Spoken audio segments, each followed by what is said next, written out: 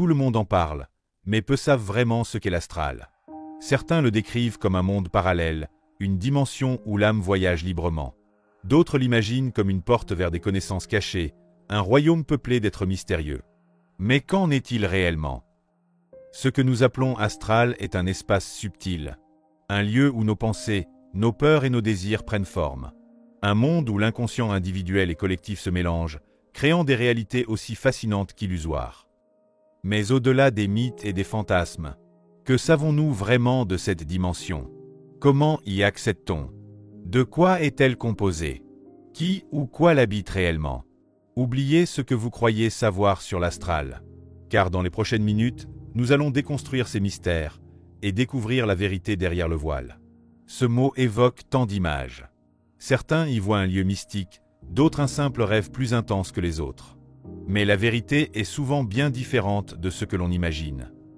Avant d'explorer l'astral, il faut comprendre ce qu'il est réellement. Contrairement aux croyances populaires, il ne s'agit pas d'un monde parallèle dans lequel nous voyagerions comme des aventuriers dans une autre dimension. C'est avant tout une extension de la conscience humaine. Imaginez un espace invisible où chaque pensée, chaque émotion prend une forme subtile. Un lieu où la réalité est malléable, où ce que vous croyez devient ce que vous percevez. C'est cela, l'astral, une couche intermédiaire entre le monde physique et l'univers mental, un espace de transition entre l'éveil et le sommeil, entre la matière et l'énergie. Mais alors, s'il est une simple projection de la conscience, pourquoi tant de personnes décrivent-elles des expériences similaires? Pourquoi certains parlent-ils d'un lieu structuré, peuplé d'entités et de paysages bien définis? La réponse est plus simple qu'il n'y paraît. Nous avons accès à un réservoir collectif d'images, d'émotions et de souvenirs. Ce que nous appelons l'astral n'est pas un lieu unique, mais un amalgame d'influences. Nos propres pensées, celles des autres, les égrégores formés par des siècles de croyances et de récits spirituels. C'est un miroir, qui ne montre pas une vérité absolue, mais le reflet de ce que nous sommes prêts à voir. S'il est une extension de la conscience, alors comment y accède-t-on?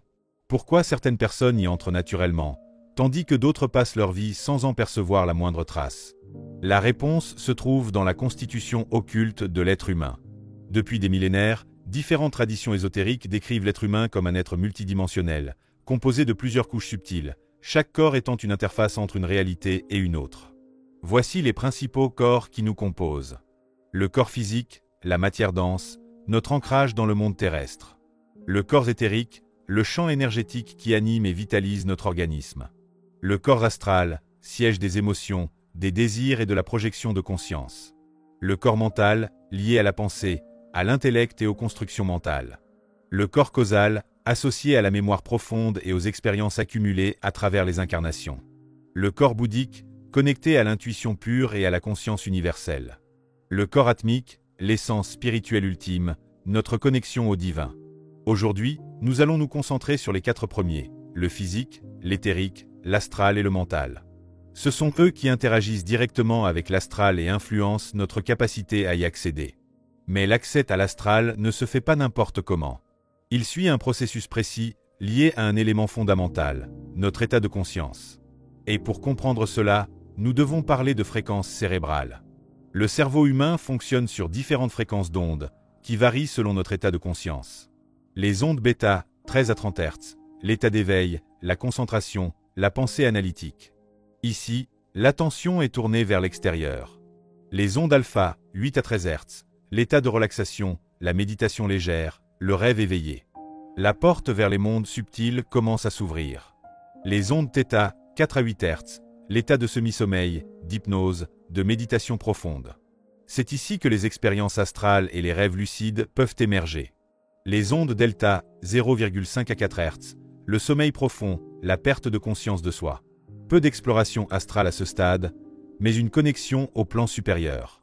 Lorsqu'un individu cherche à projeter sa conscience dans l'astral, il doit descendre progressivement dans l'état alpha, puis θ, tout en maintenant une légère vigilance.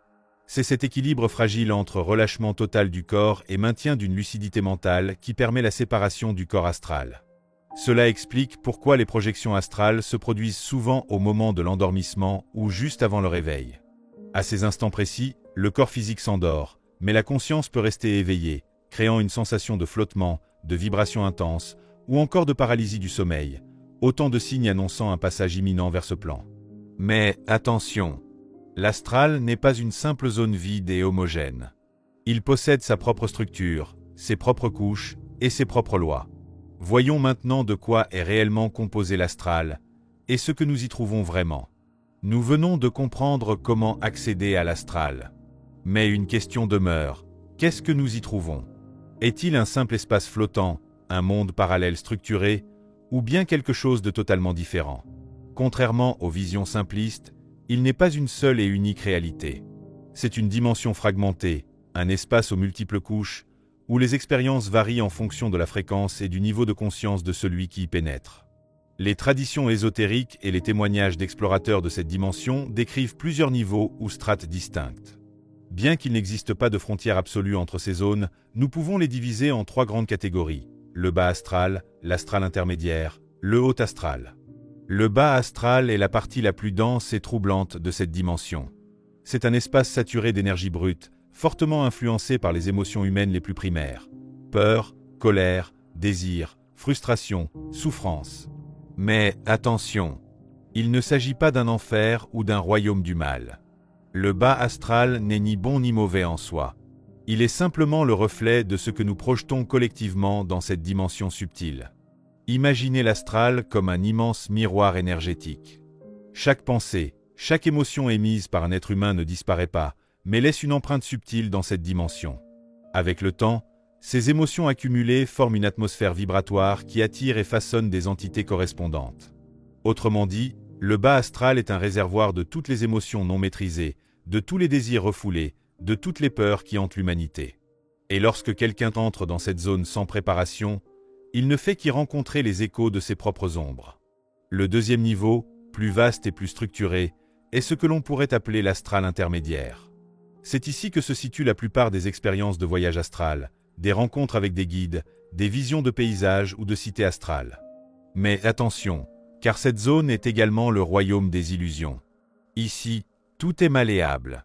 Ce que vous pensez, ce que vous croyez, ce que vous imaginez, prend forme. C'est l'endroit des rêves, des créations mentales, des égrégores, ces entités collectives nées de la répétition des croyances humaines. Ceux qui s'aventurent dans l'astral intermédiaire doivent garder à l'esprit une vérité essentielle. Tout ce que vous voyez n'est pas nécessairement réel. Rencontrer un guide spirituel? Peut-être, ou peut-être est-ce une projection de votre propre subconscient. Visiter une ville de lumière? Une ancienne civilisation astrale? Peut-être, ou peut-être est-ce simplement une construction mentale née d'égrégores collectifs. Dans cet espace, le discernement est la clé.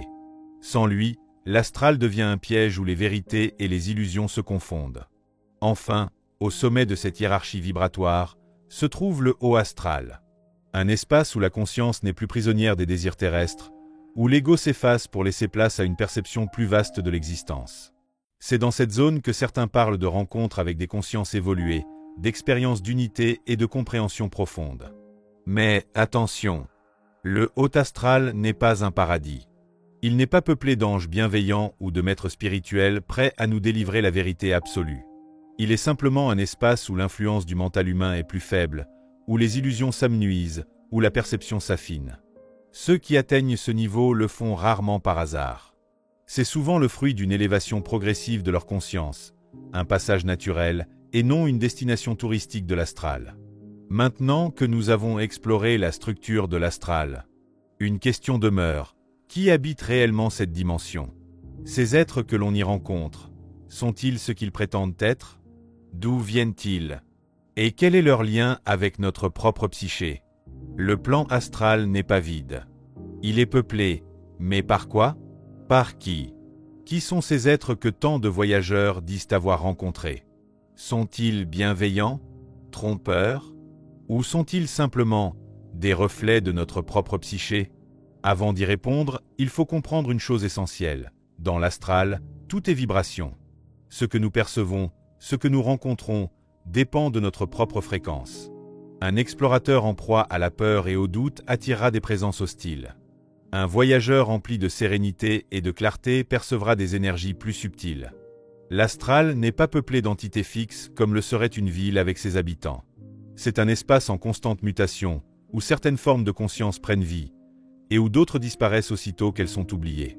L'une des premières choses à comprendre est que nous créons nous-mêmes une grande partie des entités de l'astral. Chaque pensée répétée, chaque croyance collective, chaque émotion intense laisse une empreinte dans cette dimension. Lorsque des millions de personnes nourrissent une même idée au fil des siècles, cette idée peut prendre forme, devenir autonome et même influencer ceux qui y sont sensibles. C'est ainsi que naissent les égrégores. Des entités construites par l'esprit humain, alimentées par notre attention et notre foi. Certaines sont positives, comme les archétypes de guides spirituels ou d'anges protecteurs. D'autres sont plus sombres, nées de la peur, de la haine ou du désir de contrôle. Mais dans tous les cas, ces êtres n'ont qu'une seule raison d'exister, se nourrir de l'énergie qu'on leur donne. Oui, vous m'avez bien entendu. Ainsi, lorsque quelqu'un entre dans l'astral en quête d'un maître, d'un ange, d'un messager, il y a une forte probabilité qu'il ne rencontre qu'un reflet de ses propres attentes. Ce plan n'offre pas de vérité absolue. Il ne fait que répondre à ceux qui le questionnent, en leur donnant ce qu'ils veulent voir. Mais qu'en est-il des entités qui semblent indépendantes de nos pensées? Celles qui ont leur propre volonté, leurs propres intentions. Sont-elles simplement des fragments de conscience errants? Ou bien existent-elles réellement, en dehors de notre perception?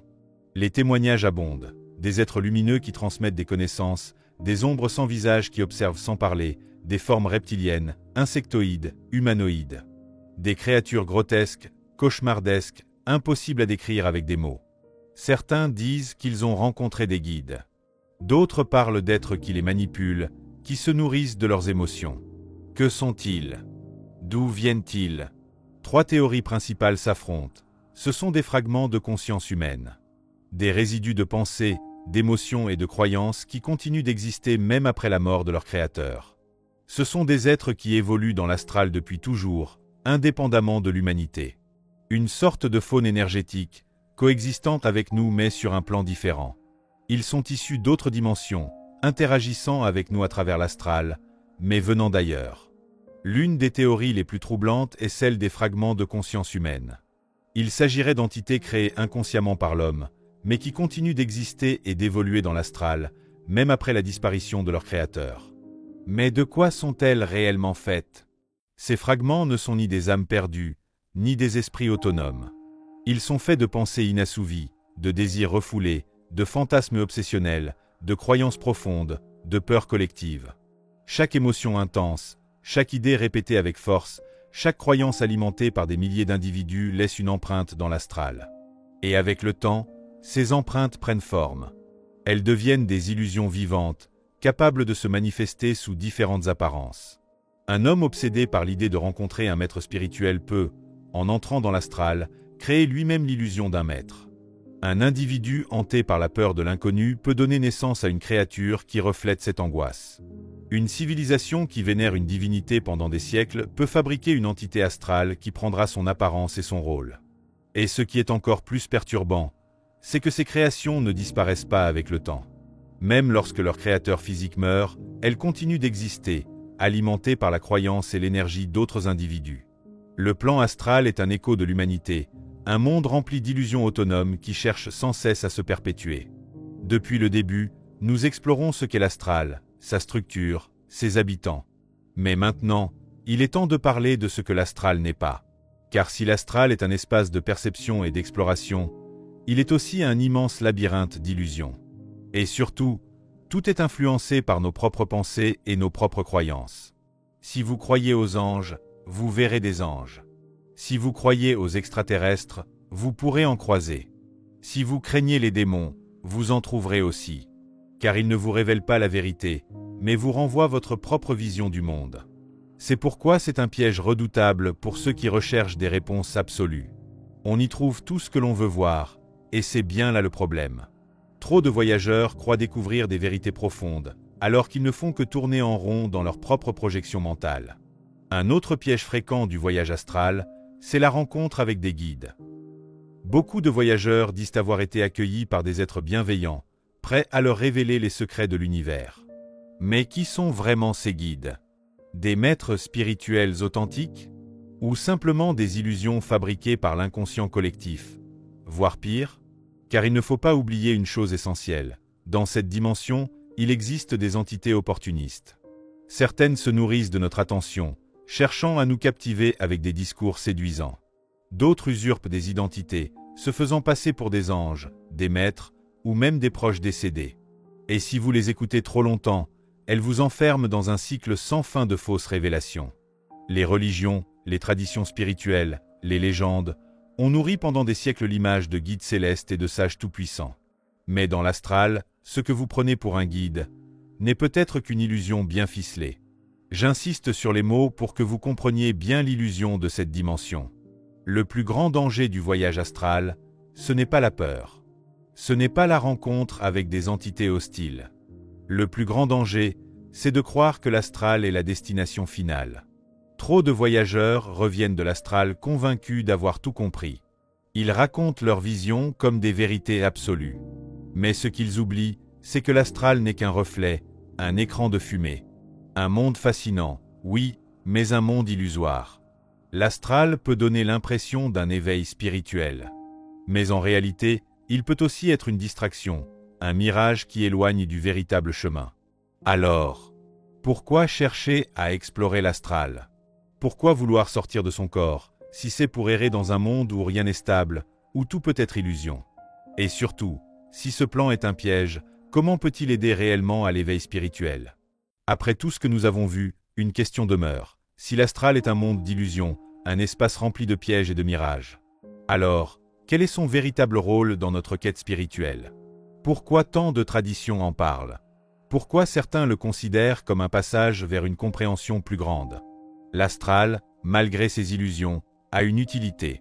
Il est un miroir, un reflet de nos pensées, de nos croyances, et surtout, de notre propre évolution intérieure. Si nous nous y perdons, c'est parce que nous sommes encore attachés à nos illusions. Lorsque nous y trouvons des réponses, c'est parce que nous avons appris à discerner ce qui est réel de ce qui ne l'est pas. Autrement dit, le voyage astral n'est pas une fin en soi. C'est une épreuve, une manière de tester notre capacité à voir au-delà des apparences. Celui qui cherche des vérités absolues dans l'astral s'y enferme. Mais celui qui comprend que l'astral ne montre que ce que l'on est prêt à voir, peut l'utiliser comme un outil de transformation pour s'élever sur des plans supérieurs de conscience. Alors, comment utiliser l'astral sans tomber dans ces pièges ? La réponse tient en un mot, le discernement. Ne rien accepter comme une vérité absolue. Remettre en question chaque vision, chaque message, chaque guide rencontré. Comprendre que l'expérience astrale est personnelle et qu'elle ne prouve rien d'autre que notre propre état de conscience. Le voyage astral peut être une porte vers une plus grande compréhension de soi. Mais il doit être abordé avec humilité et prudence. Sans quoi, il devient un piège, une distraction, une autre forme d'illusion qui éloigne de l'essentiel, du chemin. Ce plan fascine, mais il n'est qu'une étape, un passage, un miroir. La véritable quête n'est pas de s'élever dans l'astral, mais de s'éveiller à une conscience plus vaste, au-delà des illusions. Depuis le début, nous avons exploré l'astral sous toutes ses facettes. Sa nature, sa structure, ses habitants, ses pièges. Nous avons déconstruit le mythe pour révéler une vérité plus nuancée. L'astral n'est ni un paradis, ni un enfer. Il est simplement une projection de la conscience. Un monde qui, bien que subtil, reste encore lié aux émotions, aux désirs et aux illusions. Car comme nous l'avons vu plus tôt, l'être humain ne se limite pas au corps physique ni au corps astral. Il est composé de cette dimension, cet niveau de conscience qui forme une totalité. L'astral n'est qu'un palier, un seuil parmi d'autres. Un explorateur de la conscience ne doit pas s'arrêter là. S'il veut atteindre l'éveil véritable, il doit poursuivre son cheminement. Expérimenter toutes les dimensions de son être. Au-delà de l'astral, il existe d'autres réalités telles que le mental supérieur, où la pensée se détache des illusions. Le plan causal, où réside la mémoire profonde de l'âme. Le plan bouddhique, où l'intuition pure remplace le raisonnement. Le plan atmique, la conscience ultime, la reconnexion avec le grand tout. La véritable quête n'est pas de s'élever dans l'astral, mais d'embrasser la totalité de l'être. D'expérimenter chaque niveau de conscience pour devenir l'être intégral. Celui qui ne se laisse plus distraire par les illusions, celui qui voit au-delà des voiles, celui qui est, pleinement, consciemment, totalement. Nous arrivons au terme de cette exploration fascinante de ce qu'est l'astral. Si cette vidéo t'a fait réfléchir, si elle t'a apporté une nouvelle vision de l'astral, alors pense à t'abonner pour ne rien manquer des prochaines explorations. Laisse un like, ça aide énormément à faire découvrir cette vidéo à d'autres. Et surtout, partage-la avec ceux qui s'intéressent au voyage astral et à la conscience. Car plus nous sommes nombreux à chercher la vérité, plus nous nous rapprochons de ce que nous sommes réellement.